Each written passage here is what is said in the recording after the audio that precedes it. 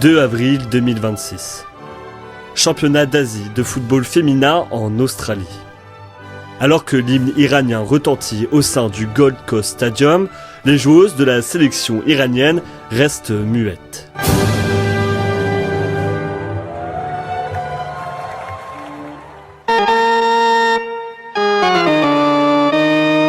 Toutefois, pour mieux comprendre toute la symbolique derrière ce geste, revenons quelques années en arrière.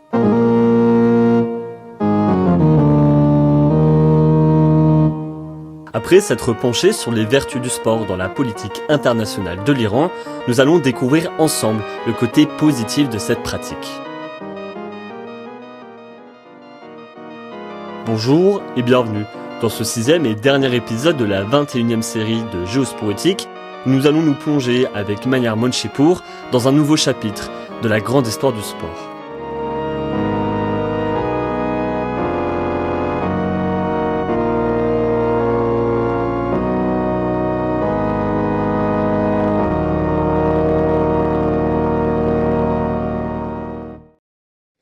C'était un acte politique pour dire que pour manifester contre ce régime, parce que j'étais convaincue que ce régime était un régime criminel, donc je devrais faire quelque chose. J'étais quand même.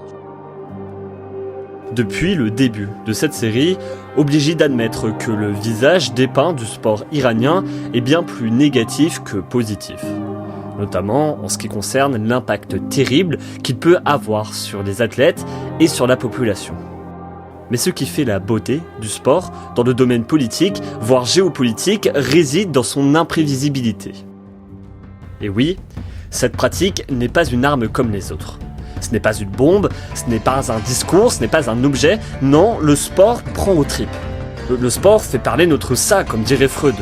Le sport est à double tranchant. Le sport est une arme complexe, fascinante, mais presque impossible à manier à sa guise. Des démons, comme Mussolini, Hitler ou encore Mobutu, ont pris de plein fouet ce revers de la médaille. Et les mots-là également. Car le sport endoctrine, mais le sport émancipe aussi. Dans une contrée au sein de laquelle la passion de ses habitants se retrouve aux mains du gouvernement, ce domaine reste l'un des derniers où les langues se délient publiquement. Ce déchaînement d'émotions provoqué par un but, par un exploit athlétique, entraîne une libération décomplexée des pensées. Au soir de match par exemple, il n'est pas rare d'entendre au milieu d'un rassemblement de supporters des chants, des slogans protestant ouvertement contre le régime. La victoire contre l'Irak ou encore la défaite contre Bahreïn en octobre 2001 ont donné lieu à une flambée de violences qui ont fait écho au mouvement Mort aux Mollahs. Plus récemment, en juin 2013, après un succès contre la Corée du Sud, les Iraniens ont scandé dans les rues « Ya Hossein, Mir Hossein », combinant le nom du troisième imam à un candidat malheureux des élections de 2009. Des scènes si atypiques dont seul le sport a le secret. Se dire toujours que la pratique sportive, elle permet une santé physique aux pratiquants dès le plus jeune âge et une santé mentale, que ce soit parce qu'on s'extériorise, que ce soit parce qu'on réalise des schémas tactiques, des schémas d'entraide, des schémas où on guérit de nos peurs mais également de notre agressivité. Et encore une fois, la pratique sportive, ça permet d'aller chercher ses limites d'un côté, mais également de collaborer et avoir de l'empathie pour l'autre. Ne pas vouloir écraser quelqu'un. Voilà. La pratique sportive, comme la pratique culturelle, sont des leviers importants à côté de l'école pour faire de futurs citoyens. S'il me retire mon t-shirt, je vais manifester nu. Qu'est-ce qu'il peut faire ? Quand des gens sont tués brutalement dans la rue, quand des enfants sont tués et qu'ils n'ont que 10 ans, eh bien le football, ça n'est pas important. Nous, on n'est pas là pour le football. On est ici pour montrer que nous pouvons être la voix des opprimés. Mais cette contestation iranienne grâce au sport ne s'arrête pas à l'échelon national. Il faut savoir que l'Iran compte l'une des plus importantes diasporas dans le monde. Depuis la révolution islamique de 1979, entre 4 et 7 millions de personnes auraient effectivement fui la répression. Et selon les chercheurs Mohamed Reza Jalili et Thierry Kellner, les Iraniens de l'extérieur seraient d'ailleurs amenés à jouer un rôle déterminant dans la construction du régime qui pourrait émerger au lendemain du conflit en cours avec, entre autres, les États-Unis. Que cela soit en Amérique, en Europe, voire même au Moyen-Orient, ces Iraniens d'origine ne délaissent pas leurs racines. Mieux, ils usent du sport afin de transmettre leur message, esquintant de fait cette arme de soft power pour les gardiens de la révolution. À chaque événement sportif international auquel les sélections iraniennes prennent part, les manifestations politiques à l'encontre des mollahs ne sont jamais bien loin. Face aux États-Unis, en phase de poule du Mondial 98, des affiches comme des chemises avec des photos de l'opposant au régime Mariana Rajavi ont garni le stade Germain. Des bannières déployées par des fans iraniens contre la répression politique au pays ont marqué la Coupe du Monde 2006. Des drapeaux ornés du slogan « Iran libre » ont été déployés dans certaines tribunes des éliminatoires pour le Mondial 2010. Et plus récemment, durant le match d'ouverture de la Coupe du Monde 2022, les sifflets des supporters ont accompagné l'hymne national iranien. Que cela soit pour dénoncer le terrible sort réservé à Mahsa Amini, mais aussi aux multiples manifestants, ces vagues de contestation ont le mérite de donner un certain écho à cette terrible répression que subit le peuple iranien.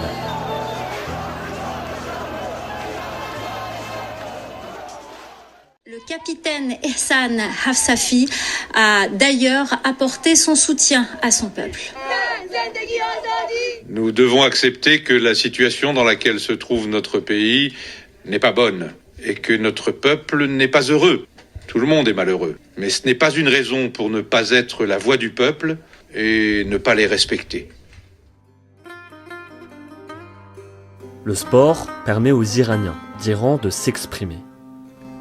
Le sport permet aux Iraniens de l'étranger de faire passer des messages. Et le sport permet aux athlètes de soutenir, voire d'insuffler un sentiment de révolte auprès de la population. Bien que les athlètes iraniens ne puissent pas toujours prendre part aux divers mouvements de contestation, certains n'hésitent pas à user de leur notoriété afin d'apporter leur pierre à l'édifice. Par exemple, durant cette rencontre contre la Corée du Sud en 2010, 4 membres de l'équipe nationale iranienne portaient des bracelets verts en signe de solidarité avec les manifestations contre la réélection d'Ahmadinejad à la présidence. Et même parfois, des athlètes deviennent des visages politiques presque contre leur gré.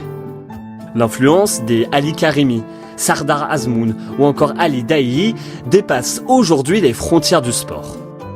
Ali Karimi, par exemple, a fait face à une campagne de menaces après avoir déclaré son soutien aux manifestations populaires en 2022, tandis que la légende Ali Daei a été placée sous surveillance en raison de déclarations contre les mollahs. Et aujourd'hui, comme je vous disais, les 3-4 plus grands, pas les bons, les plus grands footballeurs iraniens, alors ils font pas de politique, ils veulent pas s'en mêler, ils soutiennent publiquement la révolution des Iraniens qui sortent dans la rue, c'est réellement s'opposer au régime. Et donc c'est une épine dans l'œil des mollahs. Non, les sportifs ne sont pas tous des pions politiques. Un tiraillement existe bien entre loyauté envers le régime et loyauté envers les Iraniens.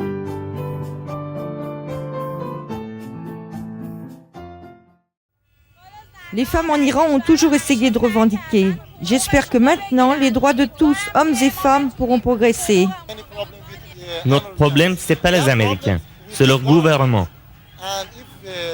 Et s'ils veulent des relations politiques avec nous, il faut qu'ils changent.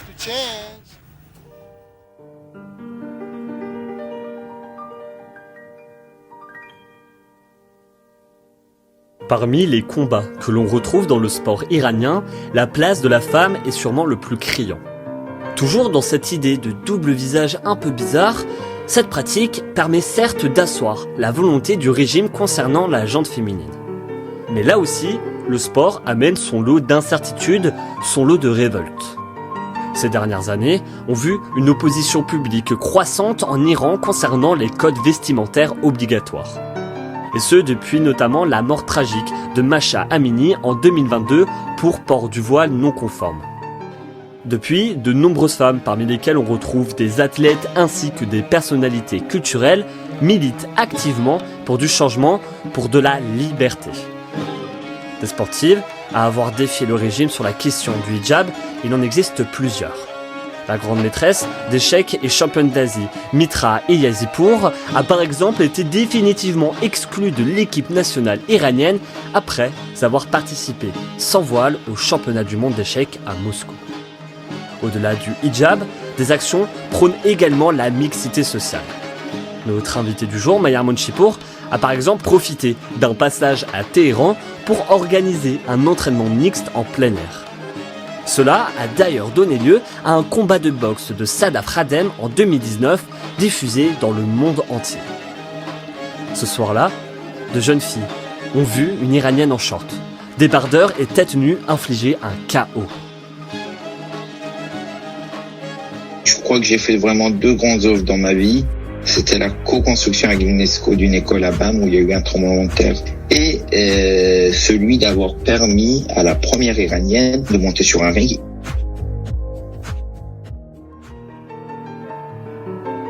Oui, ces actes courageux s'inscrivent au sein d'une logique plus globale. Le combat pour le droit des femmes iraniennes à travers le sport ne se déroule pas uniquement au cœur des plus hautes sphères de la scène internationale. Non, en Iran, la pratique quotidienne d'activité physique offre une émancipation rare, aboutissant aux différents mouvements de contestation que l'on peut observer aujourd'hui.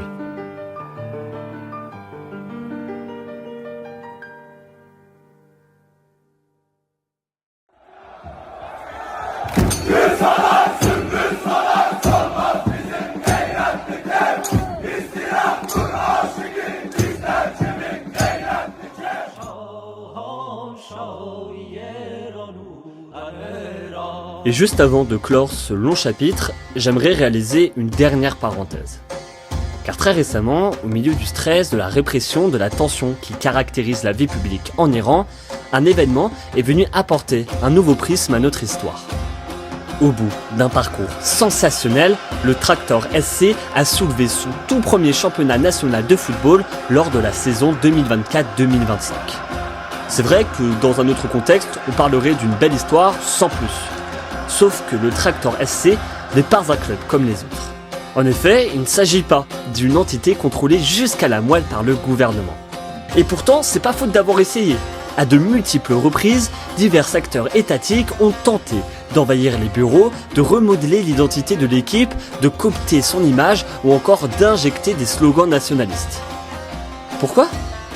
Eh bien parce que le Tractor SC vient de Tabriz, à savoir une ville proche de la frontière azerbaïdjanaise et turque. Là-bas se trouvent les plus importants groupes ethniques du pays. Lorsqu'on parle de l'Iran, c'est vrai que le sujet de la xénophobie au sein de la contrée n'est pas forcément le plus évoqué, alors qu'une profonde haine envers l'étranger cause également d'importants problèmes sociaux. C'est certes plus occasionnel que tout ce que l'on a traité jusqu'ici, mais ça reste présent. L'humiliation de ces diverses communautés se retrouve d'ailleurs dans les stades. Un pan de la société reflétant une problématique plus profonde, des tensions non résolues qui deviennent particulièrement visibles le jour de match. Leurs rivaux historiques de Téhéran représentent le centre politique, économique et symbolique du gouvernement. A l'inverse, Tractor a fini par incarner les marginaux, les provinciaux, la périphérie. Un phénomène politico-culturel sur ce terrain, métamorphosé en arène politique où le citoyen ordinaire s'oppose à la mainmise de l'État sur la narration ainsi que l'identité imposée. Et aujourd'hui, pour la première fois depuis des années, l'équilibre des forces s'est inversé. Bâti de toutes pièces, en opposition au pouvoir central, la disparition de ce club marquerait un pas supplémentaire vers cette homogénéisation de la population tant voulue par le gouvernement. Ces derniers mois, beaucoup ont présenté le gouvernement de l'Iran comme réformé et en retrait. Mais le gouvernement n'a pas changé. Il est devenu encore plus agressif. Ce n'est pas le moment de reculer. En cas de changement de régime, la pratique sportive permettra une mixité sociale. Parce qu'aujourd'hui, si vous allez en Iran, il y a vraiment ce qui n'existe presque plus en Europe et en France. Des classes sociales qui ne se fréquentent pas. Il y a la piscine des pauvres et la piscine des riches. Il y a des quartiers avec des restaurants où le monsieur tout le monde n'y va pas. La pratique sportive devra, dans un futur Iran, dans les années à venir, permettre une mixité sociale, une mixité sexuelle, pour apprendre aux deux sexes de se côtoyer sans mariage et avant le mariage pour s'appréhender. Le sport iranien témoigne et participe à ce système où le pouvoir est entrelacé avec économie, religion et contrôle. Un miroir reflétant un immense château de cartes fondé sur la loyauté envers le guide suprême. Mais en fin de compte, le sport en Iran reste l'un des outils de soft power les plus utilisés et les plus contradictoires en même temps. Il donne à l'État une fenêtre surplombant le monde tout en révélant l'ampleur de ses restrictions. Le régime peut tenter de contrôler le jeu. Mais les tribunes, les rues, les passions, elles, parleront toujours. Dans ce triste pays où plusieurs se sentent piégés dans un système injuste, le sport ne les sauvera peut-être pas. Par contre, il ouvre et ouvrira un espace idéal de justice, de liberté. Le fondement d'un Iran dépourvu de régime autoritaire en tant l'empire des esprits depuis trop longtemps sera fondé sur les valeurs du sport. Cette pratique deviendra de fait un formidable outil pour promouvoir en douceur ces valeurs empreintes de paix, de liberté, d'acceptation de l'autre, d'émancipation, de bonheur. En attendant, des innocents croulent sous les bombes en rêvant d'un avenir meilleur.